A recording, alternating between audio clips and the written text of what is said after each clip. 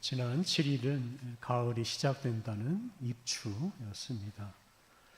올여름이 너무 덥고 또 기상청은 8월이 더 덥다고 예보를 해서 입추가 무슨 의미가 있겠느냐 생각을 했습니다만, 감사하게도 입추 전후로 아침과 저녁 기온이 많이 낮아졌습니다. 그래서 새벽에 일어나 예배당에 나올 때 그 선선한 공기가 저를 맞이해 주어서 매우 즐거웠습니다. 오늘 아침에도 선선한 공기를 마시면서 예배당에 나왔습니다. 하나님께서 이렇게 폭염과 폭우에 지친 사람들을 잠시 쉬어가게 해 주시는 것 같아서 하나님께 감사하였습니다. 폭염의 기세가 누그러지지 않았더라면 사람들뿐만 아니라 많은 가축들, 또 다른 많은 동물들이 더 많이 고생하고 더 많이 죽었을 텐데 하나님께서 이 세상을 긍휼히 여겨 주시는 것 같습니다. 요즘 새벽 기도의 시간에 창세기 말씀을 묵상하고 있습니다. 지난 주간에 묵상한 창세기 8장 22절을 보면, 하나님은 땅이 있을 동안에 심음과 거둠, 추위와 더위, 여름과 겨울, 낮과 밤이 쉬지 않을 것이다 라고 약속하셨습니다. 이런 약속대로 하나님께서 이런 더위와 여름만 계속되게 하지 않으시고 잠시 물러가게 하셨습니다. 조금 있으면 여름이 완전히 물러가고 가을이 오고 또 이어서 겨울이 올 것입니다. 우리는 이렇게 추위와 더위, 여름과 겨울이 순환되게 하시는 이런 하나님의 신실한 은혜 덕분에 살아가고 있습니다. 하나님을 믿고 하나님의 말씀에 순종하는 사람에게 두려울 것이 하나도 없습니다. 왜냐하면 하나님이 우리를 위해서 천지 만물을 창조하시고 또한 운행하시기 때문입니다. 그리고 그 하나님께서 우리를 복된 길로 하나님의 나라로 인도하시기 때문입니다. 그러므로 우리는 언제 어디서나 하나님에 대한 믿음을 늘 굳게 해야 합니다. 이번 주간에 광복절이 있습니다. 남북의 교회는 오늘 광복절이 있는 전 주일을 남북의 평화 통일을 위해서 기도하는 주일로 지킵니다. 사실 북한 교회가 이 주일을 지키는지 알 수가 없습니다. 요즘 남북 교회가 전혀 교류하지 않기 때문입니다. 남북 교회는 1986년에 스위스 글리온에서 처음 만나서 교류를 시작했습니다. 당시 우리 정부가 남북 교류를 좋아하지 않았지만 세계교회협의회의 도움을 받아서 이 일을 추진했습니다. 1988년에 두 번째로 스위스 글리온에서 남북교회가 만나서 대화를 했는데요. 그때 남북교회가 함께 이 평화통일 공동기도주의를 지키자라고 합의했고 1989년부터 이 주의를 지키기 시작했습니다. 그리고 그때 그런 일들과 함께 이 남북관계가 아주 급속도로 좋아졌습니다. 고르바초프의 개혁 개방 정책, 또 독일의 통일, 소련의 붕괴, 이런 국제적으로 좋은 분위기가 조성됐고, 또 국내적으로는 남북 정상회담이 실현되고 금강산 관광, 개성 관광 이런 일들이 시작되고 또 개성공단도 만들어졌습니다. 제한된 범위이지만 남북이 자유롭게 왕래했습니다. 저는 1998년에 북한 교회 대표들을 만나서 함께 예배드리고 함께 성찬식을 한 적이 있습니다. 그때는 얼마 안 있으면 남북이 통일되고 남북교회가 하나가 될 수 있을 거다라는 기대가 매우 컸습니다. 그런데 지난 10여 년간 참 많은 일이 있었고 결과적으로 남북관계가 얼어붙고 남북교회의 교류도 완전히 끊어지고 말았습니다. 그런데 이런 겨울 같은 이런 참 차가운 시기가 앞으로도 계속되지는 않을 것입니다. 이전과 같은 좋은 시절이 다시 올 것이고, 그리고 마침내 남북이 하나 되고 남북 교회가 하나 되는 날이 반드시 올 것입니다. 이제 그 이유가 중요한데요. 그것은 갈라진 민족, 갈라진 형제 자매가 하나 되는 것이 우리 하나님의 뜻이기 때문이고, 그 하나님의 뜻이 반드시 이루어질 것이기 때문입니다. 하나님은 갈라진 우리 민족뿐만 아니라 온 세상을 하나 되게 하시는 분이시기 때문입니다. 우리가 이런 어둡고 차가운 시기에 이런 하나님에 대한 믿음을 굳게 하고 남북의 평화 통일을 위해서 기도하는 일을 포기하지 않아야 하겠습니다. 오늘 우리가 봉독한 말씀은 하나님에 대한 믿음을 굳건하게 하라고 권면하는 말씀입니다. 오늘 봉독한 창세기 15장 1절부터 6절 말씀은 하나님과 아브라함의 대화입니다.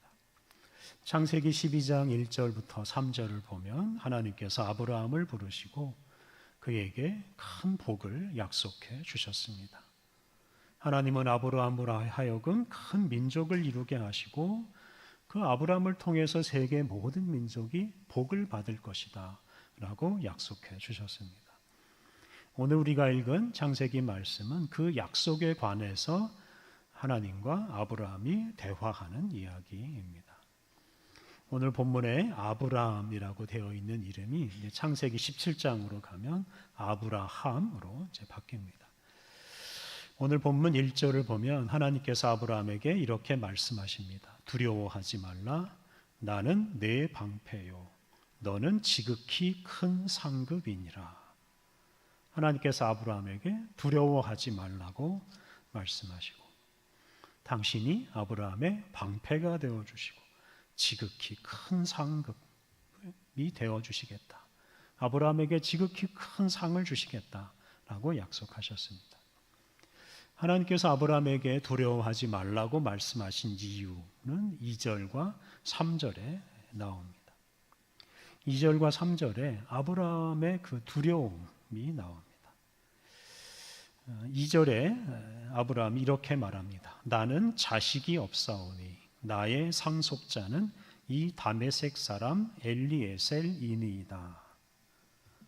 아브라함은 자기에게 자녀가 없어서 자기의 상속자는 자기의 종 다메섹 사람 엘리에셀이 될 것이다 라고 말했습니다. 3절을 보면 아브라함은 하나님께서 자기에게 씨를 후손을 주지 않으셔서 자기 재산을 다른 사람에게 줄 수는 없고 자기 집에서 길린 자, 즉 자기 집에서 태어나고 자란 종에게 물려줄 수밖에 없다라고 말했습니다.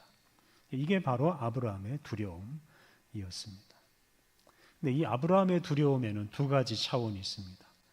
첫째는 자기 재산을 자기 아들이나 자기 후손이 아니라 다른 사람에게 넘겨주어야 한다 하는 두려움입니다. 그 둘째는 하나님께서 자기에게 큰 민족을 이루게 하실 것이라고 약속하셨는데 하나님이 그 약속을 지키지 않으신다는 두려움입니다. 이런 두려움 때문에 아브라함은 3절에서 하나님께 내게 씨, 즉 후손을 주지 않으신다 이렇게 원망하며 말한 것입니다. 이 말씀을 좀 다르게 표현해 보면 하나님 전에 저에게 저의 후손으로 큰 민족을 이루게 하신다고 약속하지 않으셨습니까? 그런데 아직도 자녀를 한 명도 주지 않아서 이게 큰 민족을 이루기는커녕 재산을 물려줄 자녀 하나 없지 않습니까? 이게 어떻게 된 일입니까? 아브라함은 이런 마음을 품고 있었을 것입니다. 이렇게 아브라함은 하나님이 약속을 지키지 않을지도 모른다는 두려움에 사로잡혀 있었습니다. 그런데 아브라함이 이런 두려움에 사로잡혀 있었다는 것은 곧 아브라함이 하나님께서 자기에게 약속한 것을 잊지 않고 기억하고 있다는 뜻입니다. 그리고 그 약속이 언젠가는 이루어질 것이라고 기대하고 기다리고 있다는 뜻입니다. 다시 말하면 아브라함이 좀 의심하고 있긴 하지만 하나님과 하나님의 약속을 믿고 살고 있다는 뜻입니다. 그리고 이런 믿음이 있기 때문에 오늘 본문에서 아브라함은 하나님에게 왜 자기에게 씨를 주지 않으시느냐, 후손을 주지 않으시느냐고 원망을 하고 있는 것입니다. 이런 아브라함에게 하나님은 당신을 믿지 못해서 원망하고 두려움에 사로잡혀 있는 이 아브라함에게 하나님은 그의 의심을 거두게 하시고 그의 믿음을 확고하게 하십니다. 오늘 본문 4절, 5절을 보면 하나님께서 아브라함에게 당신이 약속하신 것이 반드시 이루어질 것이다 라고 강조하십니다. 4절에 하나님이 아브라함에게 이렇게 말씀하십니다. 그 사람, 즉 아브라함의 종 엘리에셀, 그 사람이 내 상속자가 아니라 내 몸에서 날 자가 내 상속자가 될 것이다 라고 말씀하셨습니다. 하나님은 아브라함에게서 후손이 태어날 것이고 그가 상속자가 될 것이라고 하셨습니다. 아브라함의 종 엘리에셀이 그 종이 상속자가 되는 일은 없을 거다라고 말씀하신 겁니다. 그리고 5절을 보면 하나님이 아브라함의 믿음을 확고하게 하시려고 아브라함에게 특별한 일을 시키십니다. 하나님이 아브라함을 바깥으로 데리고 나가셔서 하늘을 바라보게 하십니다. 하나님께서 아브라함에게 말씀하신 시간이 밤이었습니다. 그를 이끌고 밖으로 나가 이르시되 하늘을 우러러 뭇별을 셀 수 있나 보라.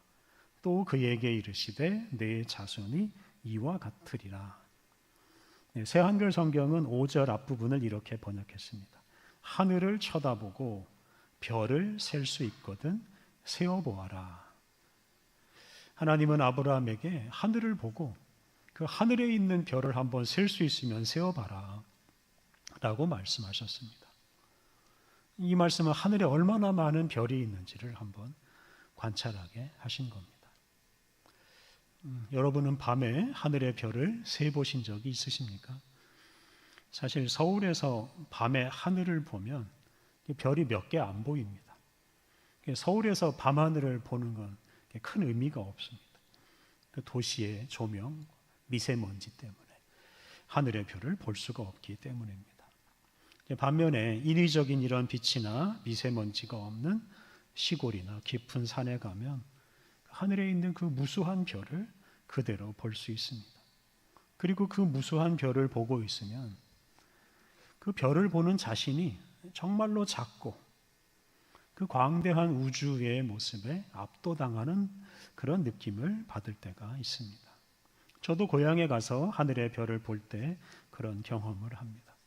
우주 만물을 창조하신 하나님 앞에서 저 자신이 정말 티끌같이 작은 존재라는 사실을 새삼 깨닫게 됩니다.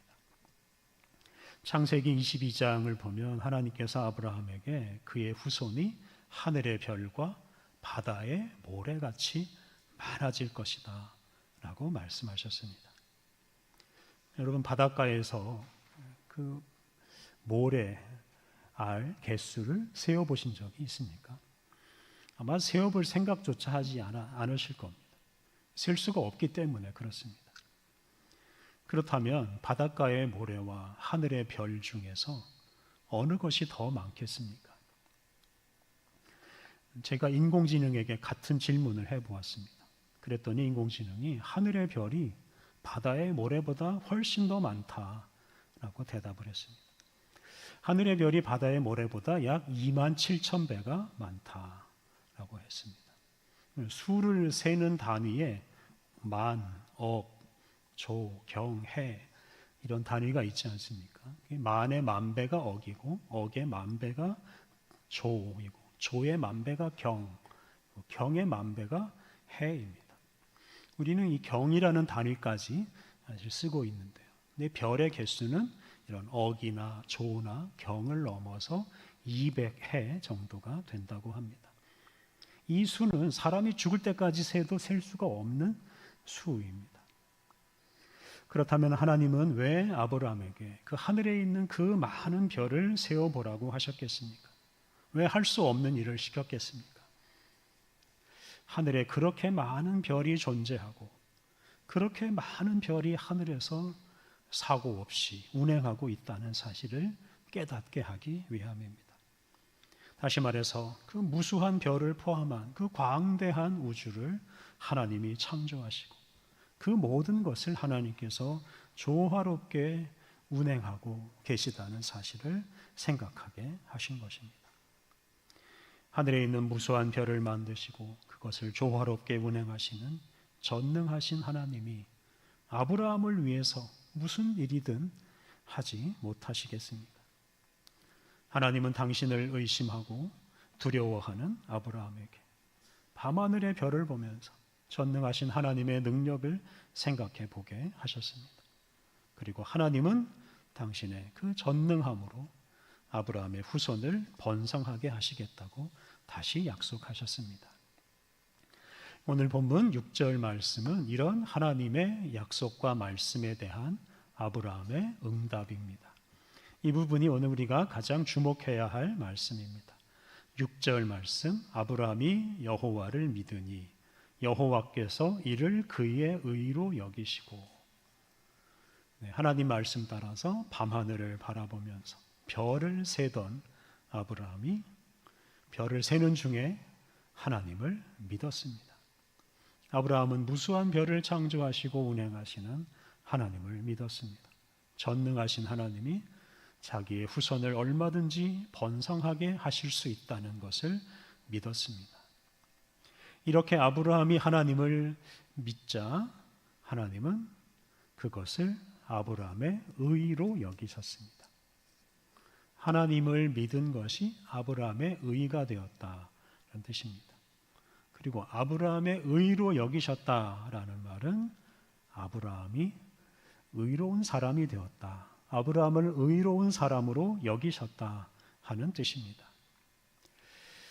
다시 말해서 아브라함이 어떤 의로운 행위를 해서 의인이 된 것이 아니고 단지 하나님을 믿은 것, 그것 덕분에 아브라함이 의인이 되었다는 뜻입니다. 의인이란 하나님 앞에서 부족함이 없는 사람입니다. 하나님 앞에서 떳떳한 사람입니다. 근데 아브라함은 바로 하나님을 믿음으로 하나님 앞에 서기에 부족함이 없고 떳떳한 의인이 되었습니다.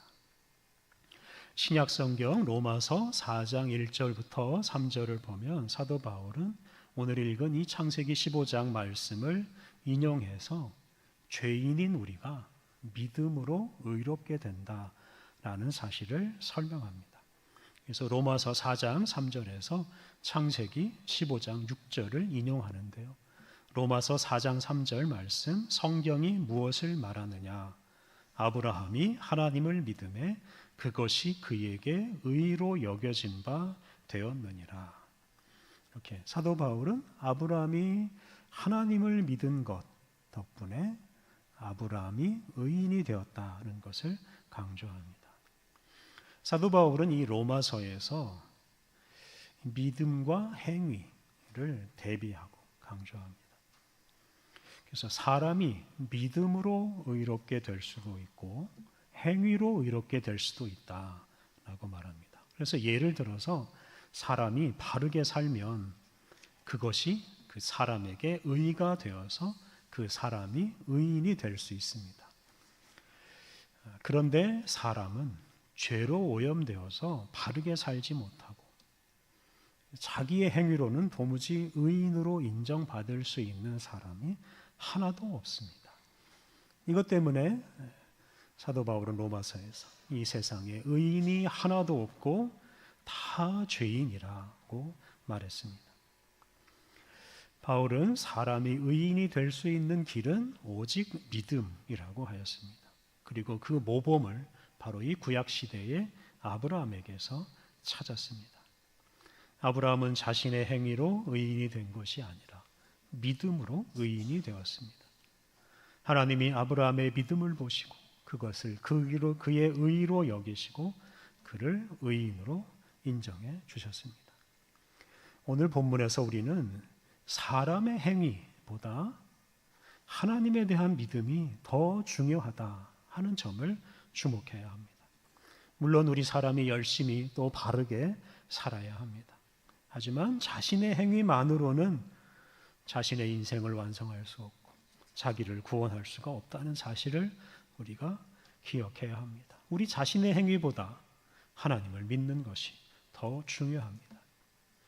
여러분, 믿음이 무엇입니까? 그것은 하나님을 믿는 것과 동시에 하나님이 우리를 위해서 하시는 일을 믿고 받아들이는 것입니다.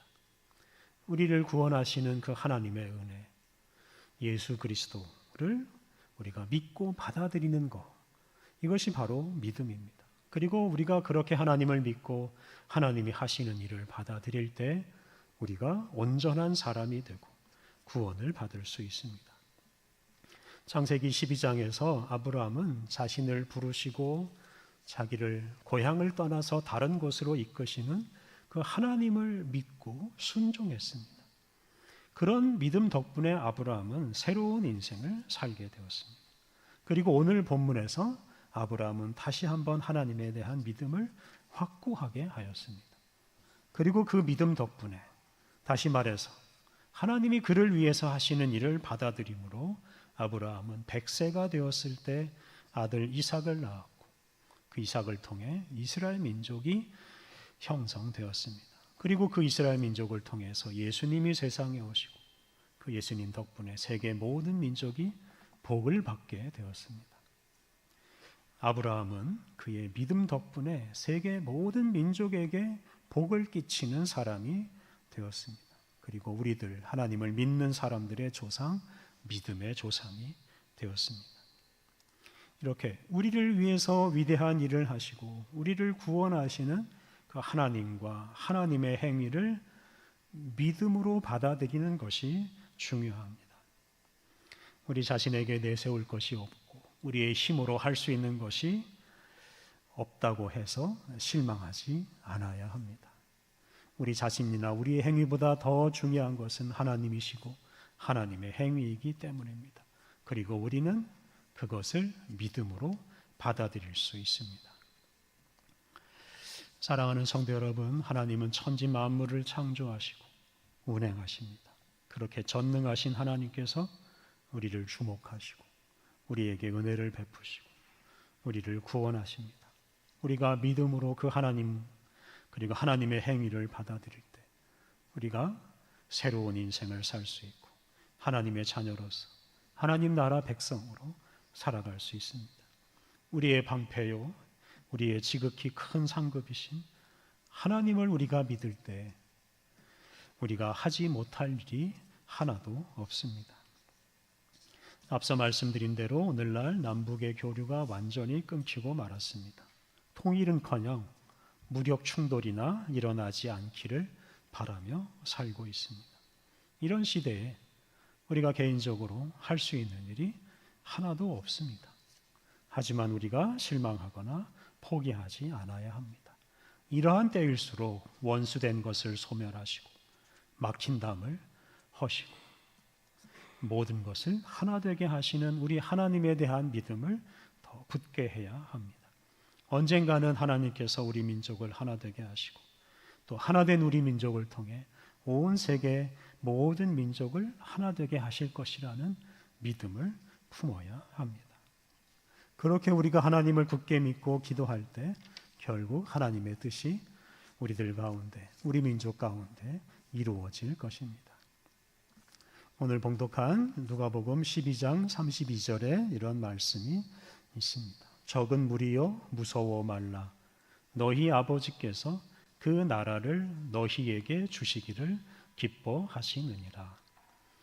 이 말씀은 하은규 목사님 계실 때 우리 교회의 표어처럼 우리가 늘 사용하던 성경 말씀입니다. 하나님은 적은 무리에게 무서워하지 말라고 말씀하십니다. 이 적은 무리가 누구입니까? 하나님을 믿는 사람들, 특히 이 땅 위에 하나님의 나라가 이루어질 것을 믿고 기도하는 사람들입니다. 미움과 싸움은 사라지고 서로 사랑하고 하나 되는 날이 올 것이라고 믿고 기도하는 사람들입니다. 예수님은 그런 사람들에게 두려워하지 말라고 하시면서 하나님의 나라가, 그 나라가 반드시 너희 가운데 이루어질 것이다 라고 약속하셨습니다. 우리는 예수님의 이 약속을 굳게 믿고 두려움과 의심 또 미움을 떨쳐버리고 분명한 믿음을 가지고 날마다 기도하고 사랑하며 살아야 합니다. 사랑하는 성도 여러분, 가끔 밤하늘을 바라보십시오. 하늘에 있는 그 많은 별들이 어떻게 만들어졌는지, 그 많은 별들이 어떻게 움직이는지 생각해 보십시오. 우리가 살고 있는 이 거대한 우주를 만드시고 운행하시는 하나님의 능력과 섭리를 생각해 보십시오. 그 하나님께서 우리와 온 세상을 구원하시기 위해서 일하시고 있습니다. 그러니 우리에게 두려울 것이 무엇이 있겠습니까?